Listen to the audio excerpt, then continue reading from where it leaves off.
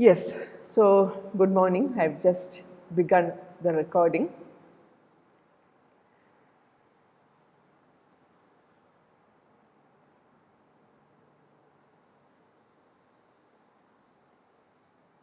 Right. So the author we have to discuss as part of our women's writing paper is Katherine Mansfield, who is one of the preeminent writers of the short story, who's considered as an important modernist writer, even though we generally tend to think of writers like T.S. Eliot, James Joyce, Ezra Pound, W.B. Yeats, D.H. Lawrence, and of course Virginia Woolf as the significant modernist writers. Let us remember that Katherine Mansfield too, in her own way, has contributed to the field of literature as an eminent modernist writer. In her stories also we find some of the significant features of modernism. Modernism signaled a break with the past. And in Katherine Mansfield, you have a writer who gave the short story a new orientation altogether. She's not the conventional short story writer who is bothered about, beginning a story with a proper beginning and then proceeding to a middle and an end and so on. It is not in that linear fashion that modernist stories were written.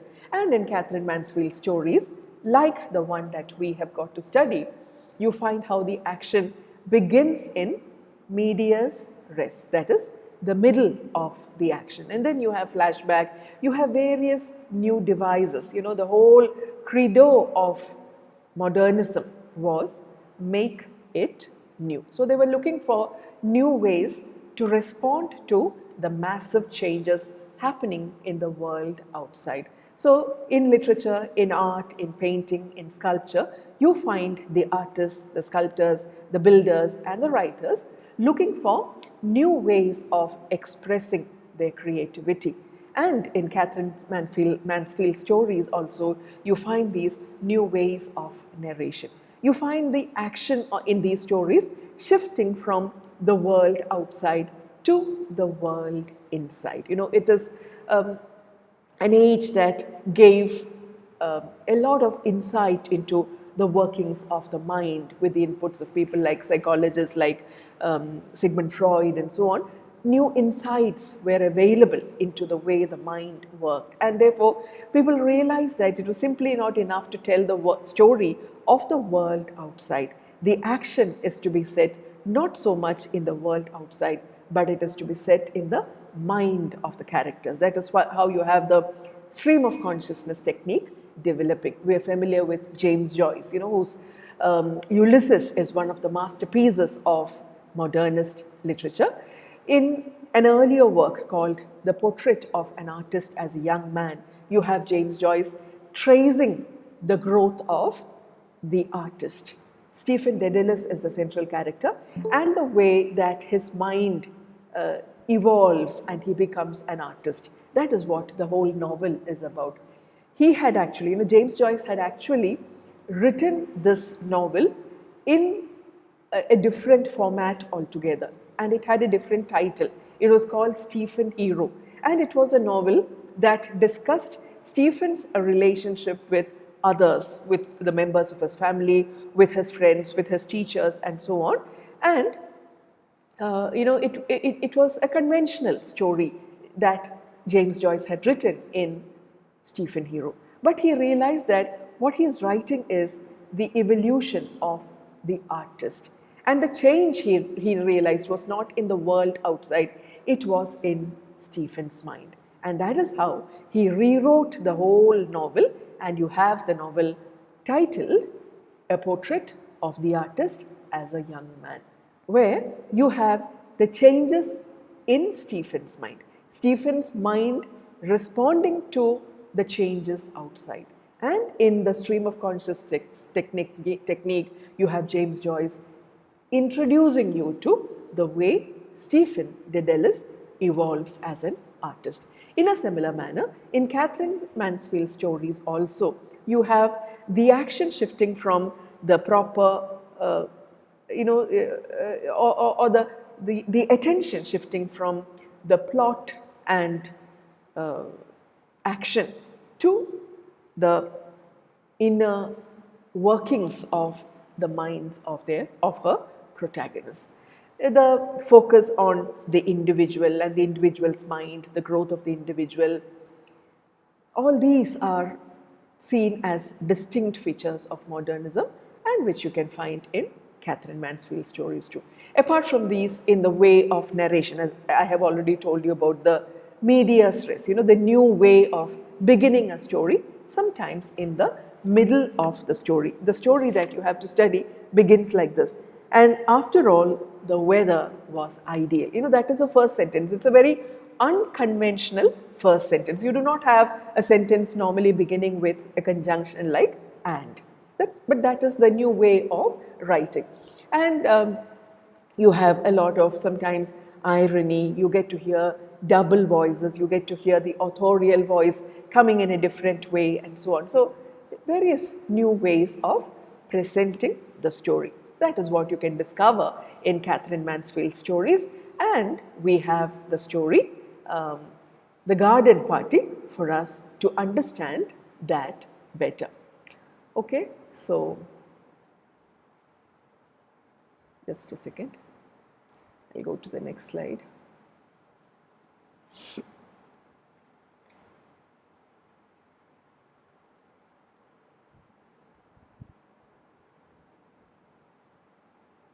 Yeah, so this is Katherine Mansfield for you. As I told you, she's a pioneer of the modern short story, one of the earliest among the modernists in short story writing, and somebody who gave the short story a new lease of life. She was born in New Zealand into a well-to-do, middle-class colonial family, and this is the kind of background that you have in every one of her stories. And she grew up feeling a great deal of alienation and loneliness and her own personal problems of envy and so on. And these are some of the dominant emotions that you find repeated as themes in many of her stories. Anyway, that feeling of living in a land that is away from their home, their proper home, the alienation that comes with it, that's all part of growing up. The white children of her generation would have experienced that kind of alienation. So, you find these themes repeated in many of her stories. And like I've already told you about her, the modernist trends that you can find in her stories. We'll discover that in the course of this story. But we need to discuss her also as a feminist this is part of the women's writing paper that we're discussing her. So how has she contributed to women's writing? She has contributed. In the first place, she has added to the canon, added the women's perspective and the women's voice to the canon that would traditionally be a male canon. And she has therefore not just expanded the canon, but also brought in the point of view of women. All her stories are narrated from the point of view of either a narrator who is a woman, or sometimes it's the protagonist in the story who is again mostly always a young girl or a woman, and it is therefore from the woman's perspective that you get to hear the stories. So the pangs of growing up, the conflicts in their mind, these are considered worthy. There would have been a time when it was the man's mind that was considered as significant, as worthy of discussion in literary works. But here are writers who have conveyed the idea through their works that there are conflicts aplenty in a woman's mind too. And these two need to be discussed. And we get a better picture of the world when we hear stories from the woman's point of view too. I think that is the great contribution of Katherine Mansfield as a short story writer. Let us now discuss the story, The Garden Party. I expect you to read the story. It's a rather long story and written in a kind of language which is slightly different from the language that we use. Of course, it was the colonizers or the colonial language. And the setting is colonial New Zealand. The language is, the culture depicted here is that of the colonial culture. So this is the story, one of her most anthologized stories, one of her best known stories, which tells us the story of a young girl named Laura Sheridan. So the story is set in the massive mansion, or the garden of the massive mansion of the Sheridan family.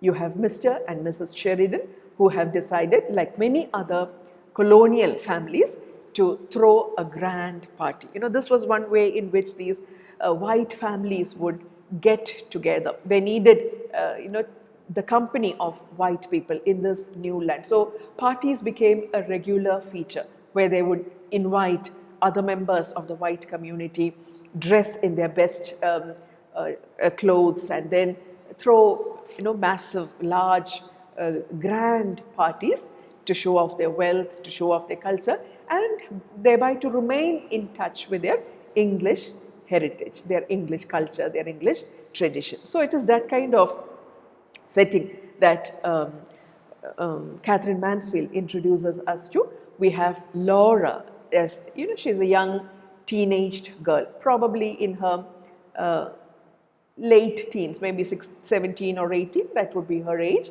And she is, she's one of the 4 Sheridan children. She has 2 sisters, Meg and Jose. Meg must be short for Margaret, and Jose must be Josepha, or that must be her full name. And Jose, we'll call her Jose or Jose. And then they have a brother, Laurie. So the children are getting ready for the party, and you have a description of all the fantastic arrangements that are being made for the party.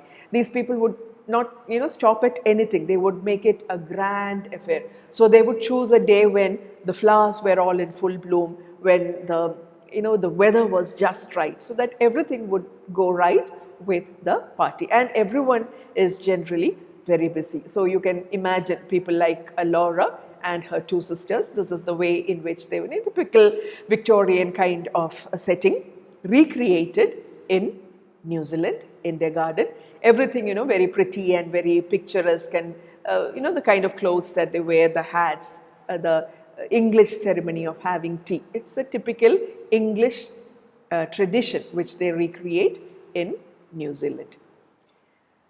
And then you have, a massive arrangement being made for the party, and that is where you realize how Laura is actually a very different girl. When she encounters these, the workers, they have got a lot of workers who are setting the garden ready, who are putting the, all the flowering plants in one section, and then setting up a stage kind of thing for the music to be played. You have the people, the musicians coming in. So a great deal of work is going on in the garden, and you have Laura looking at these workmen and feeling totally fascinated by them. She's totally enraptured by the way in which they seem to be so carefree, totally unlike. She makes it a point to contrast them with the other young men she is more familiar with. Every week these people, the white people, would have their gatherings, and naturally she would get to meet young men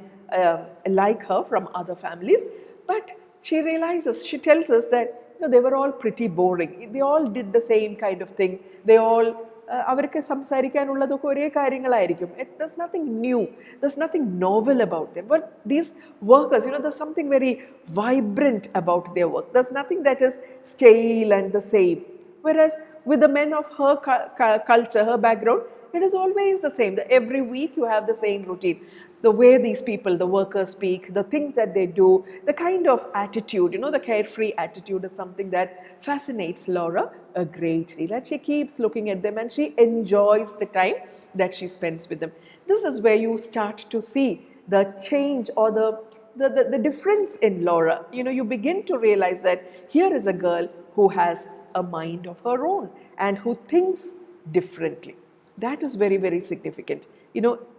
Encountering women who can think differently, who can think for themselves. That is a contribution made entirely by women writers, because the men always told the stories from the male perspective and the women were always there in the background. They would fulfill their role as the wives, the girlfriends, the daughters, and so on. And that is all. That is pretty much all there was to the women characters. But here, when a woman writes, you get an insight into the mind of the woman character. You get an insight into the way she begins to think for herself and to act differently, not in the way that is expected of her.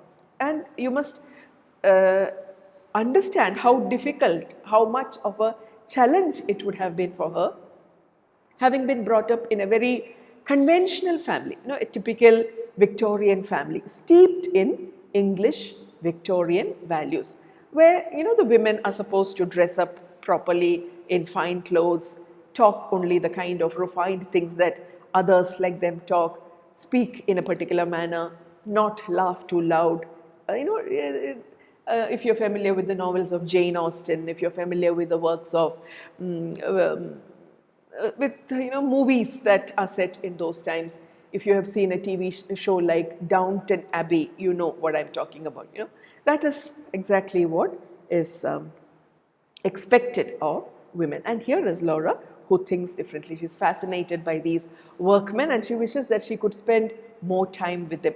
But she does not have enough time because a lot of arrangements have to be made. I've just put up a few pictures to show you the kind of elaborate, lengths that the family went to. You have food ranging from A to Z. There's plenty and more.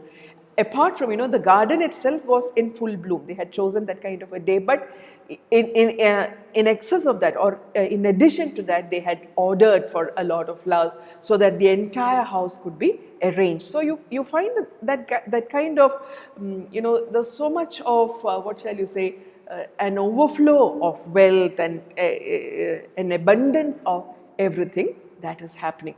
And you have Laura in between, questioning herself in her mind, do we really need so much food? Do we really need these kind of arrangements? Some of these questions keep coming up in her mind.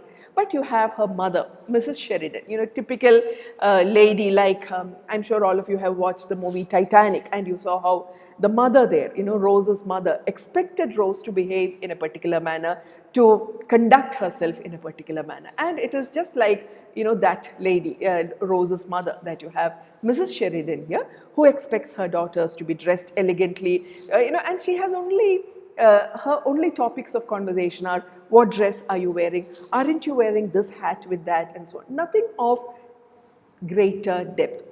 ഇങ്ങനെയുള്ള superficial ആയിട്ടുള്ള കാര്യങ്ങൾ, clothes, hat, the fashion, such things. She's only bothered about that. And this is what she expects her daughters also to follow. So she makes a great deal of fuss about, Laura, why aren't you wearing that hat? You should be wearing this dress and so on. And Laura wonders why she should be doing all this. Anyway, she has to obey her mother, and that is what she does. And in between all these arrangements, as you have a whole lot of servants in the house. There are only 5 members in the house, 6 members, but 6 members, but you have a whole army of servants. Why do they need these servants? Because every now and then they have these parties and they have, these grand arrangements to be made, and so on. So she overhears a discussion among the workers. The cook and others in the kitchen are discussing something, and she overhears that there has been an accident in the neighborhood. One of their neighbors, a man who lived in the neighborhood had met with an accident, and the person's name is Scott. He is Scott, who lives in one of the poor dwellings. This is the Sheridan house is a huge mansion. Just outside that, there is a road, and beyond that road, you have a row of houses belonging to the poor people. The poor, ordinary people of that community, that region. People like Scott is one of them. They live in little small huts, and they do not have beautiful gardens like the Sheridan family. There are many children who are not properly dressed, who don't have enough clothes, who don't have enough food, and they're seen playing around in their humble surroundings.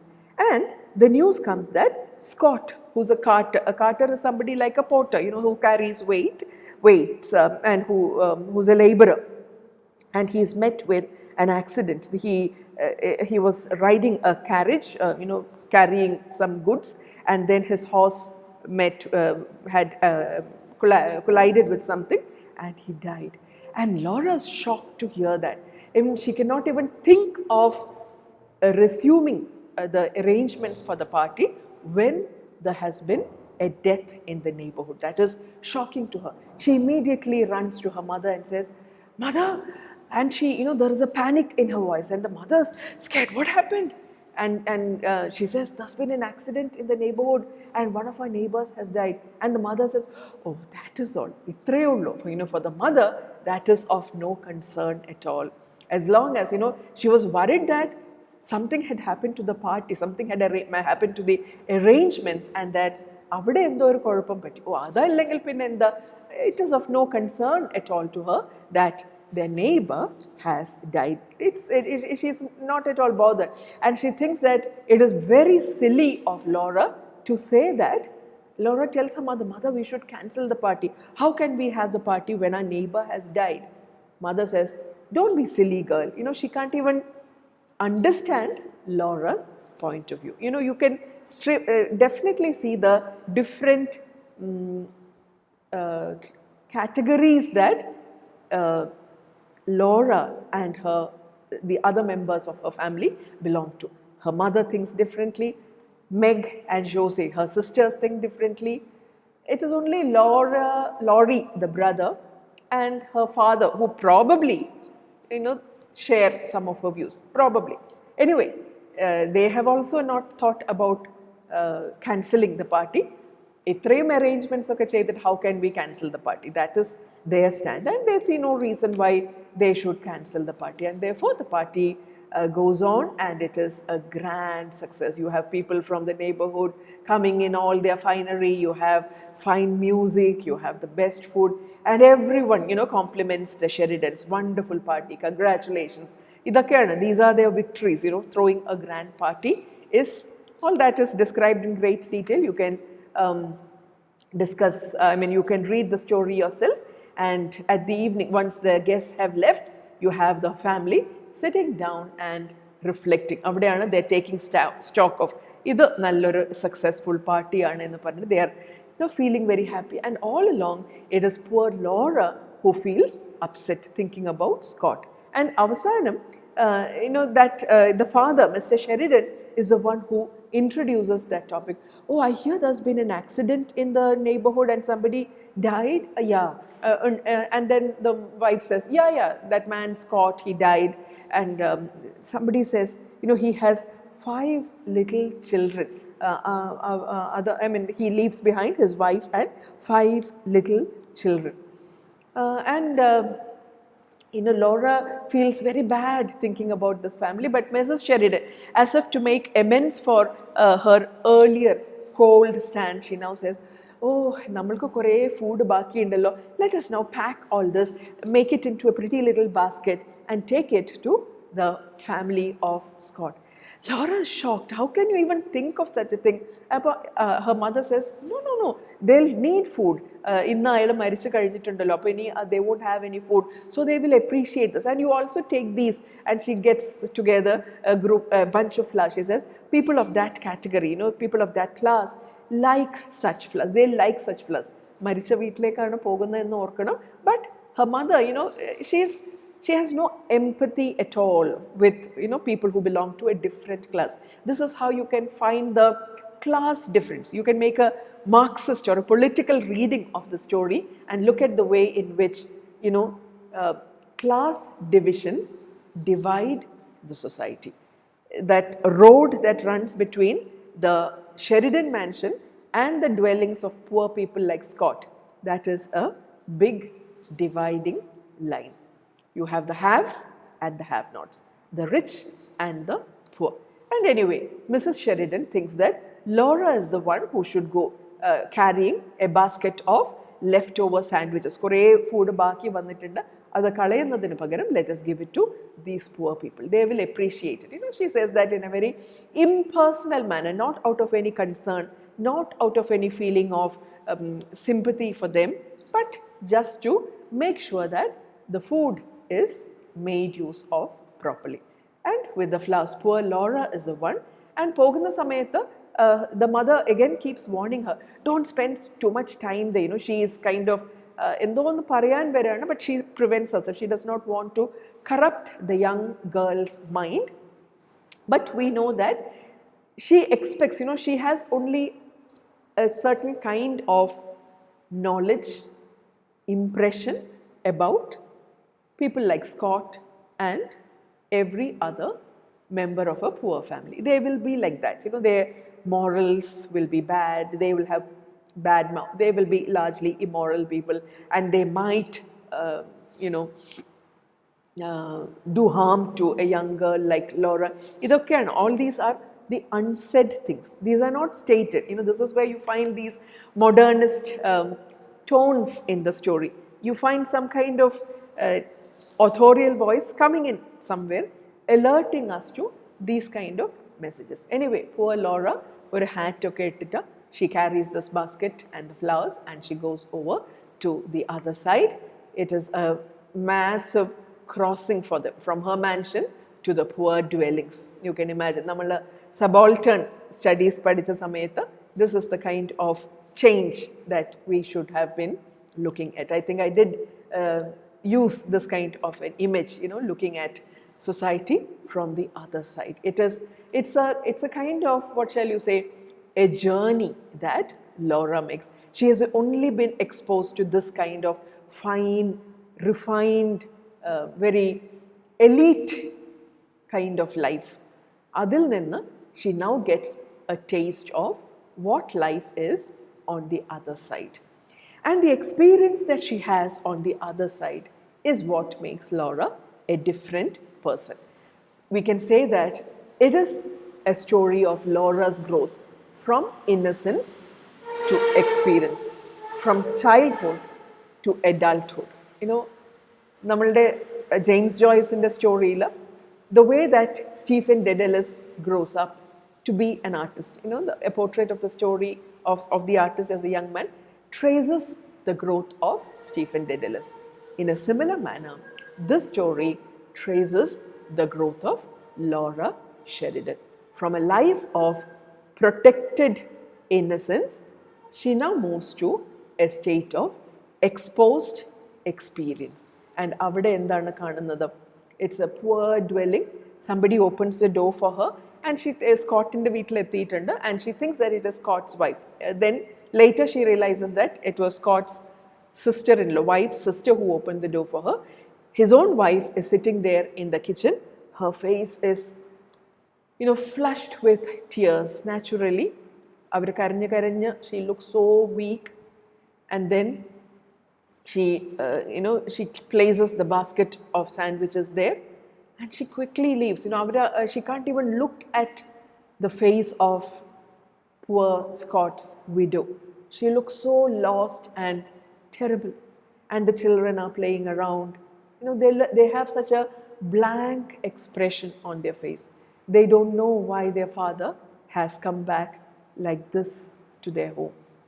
Veshmathila, Laura can just only turn back. As she, adhigam samayam avada nikkan pattunnilla. It is so sad, for her. And then the sister-in-law says, won't you take a look at, the dead person? You should, pay your respect in the fund. So Laura goes in there, and that is when, the few moments that she spends there in front of this dead man. Scott is lying there dead on his bed, and there is a sense of calm on his face.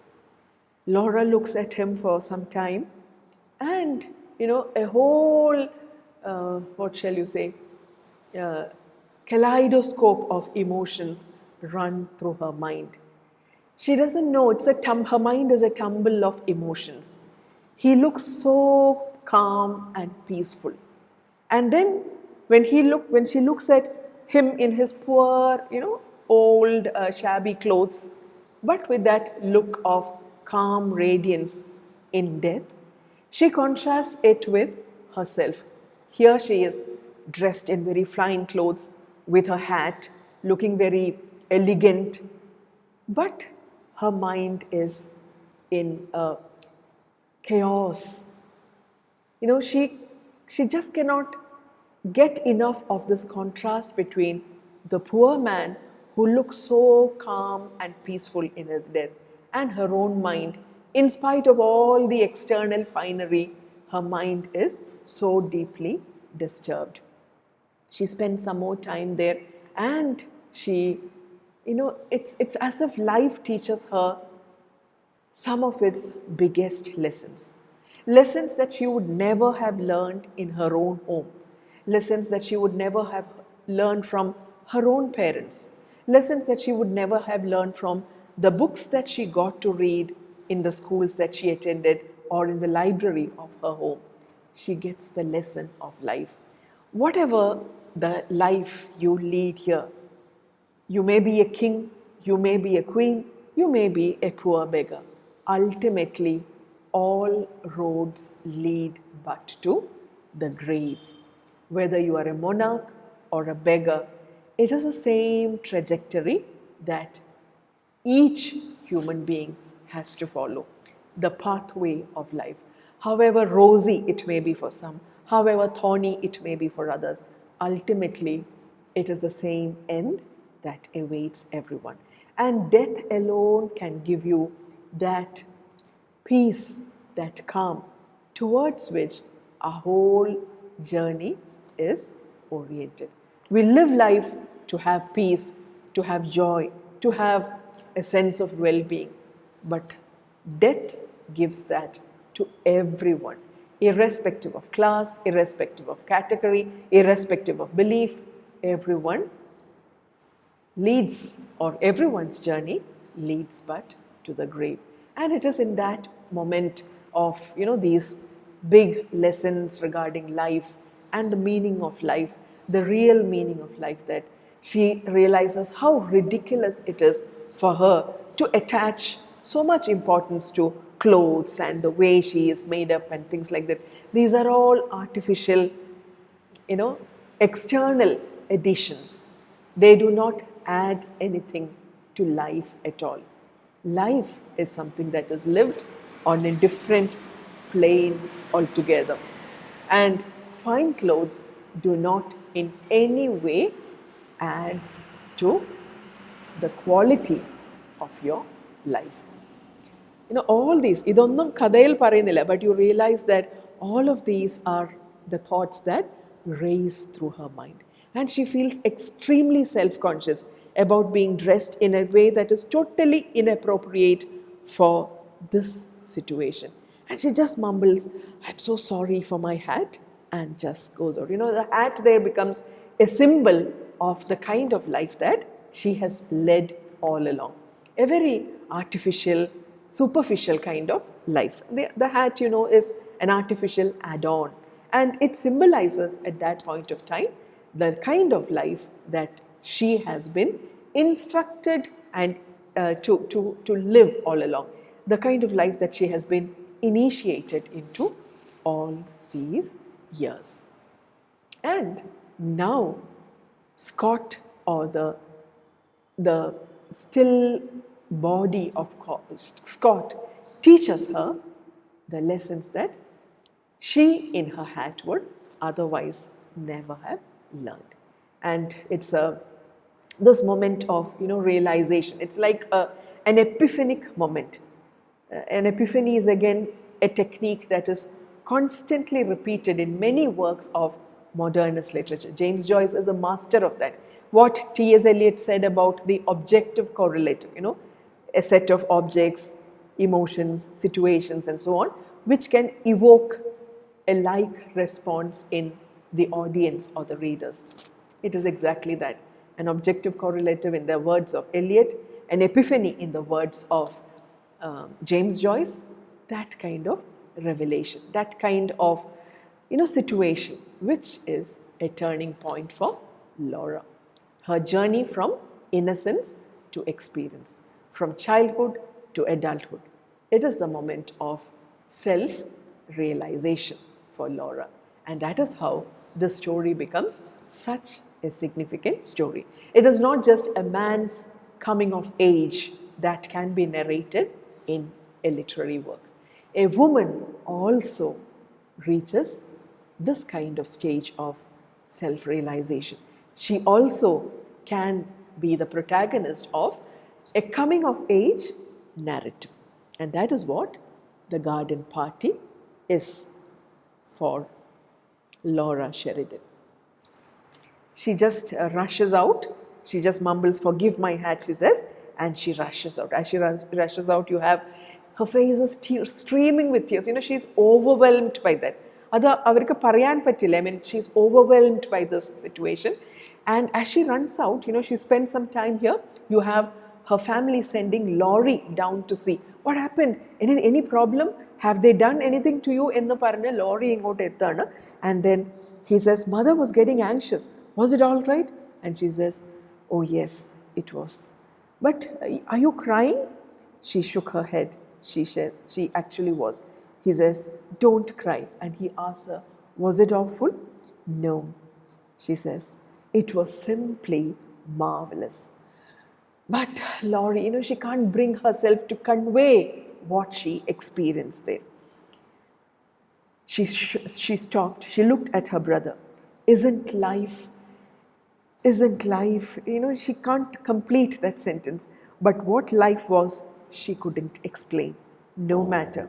But he quite understood. "Isn't it, darling?" said Laurie.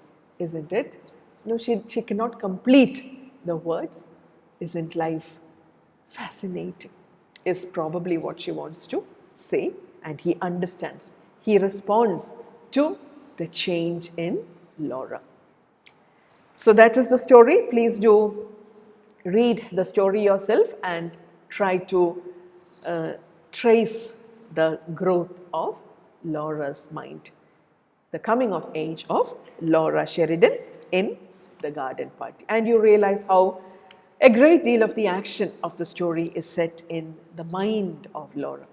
So it is a story that is told from the perspective of a young girl, which picturizes the conflict and the coming of age of a young girl.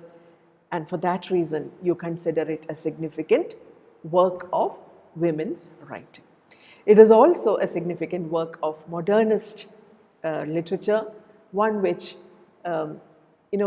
is a different short story altogether, a new kind of short story in the way that it abandons the normal pattern of conventional stories, sets the major part of the action in the mind of the character, looks at it from her perspective, and delves into the workings of the mind, the psychology of this character. And a great deal of it is unsaid.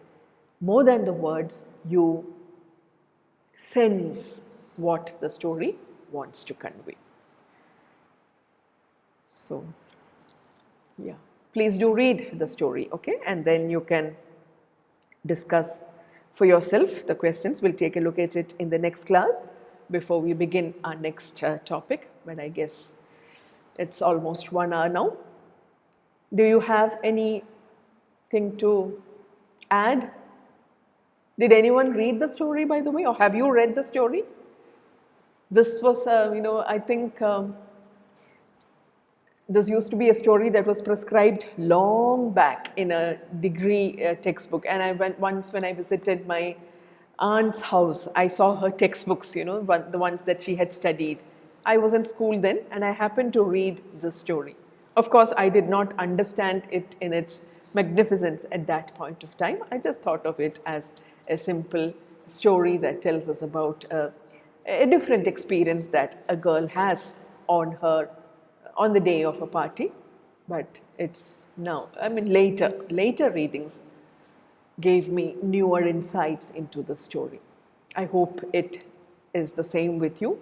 Read it once, read it a second time, read it a third time.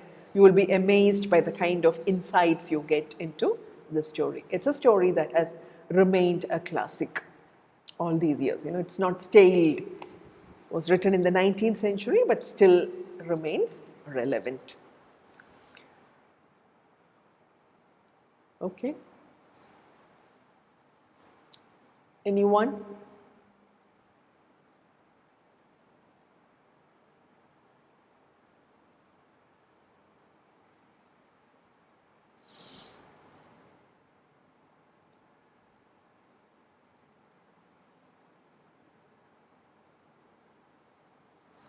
Are you all here? Yes, ma'am. Okay. Yes, ma'am. Were you able to follow the story? Yeah. Text undo, kailundo, text Yes, undo. ma'am. Yes, ma'am. Text ഉണ്ടല്ലേ വായിക്കണം എന്തായാലും വായിക്കണം if you have not already read it. Discuss the questions for yourself. I'm getting a phone call. Arrow വിളിച്ചുകൊണ്ടേയിരിക്കുന്നുണ്ട്. I'll make a call now. So shall I wind up now? I think I'll stop the recording.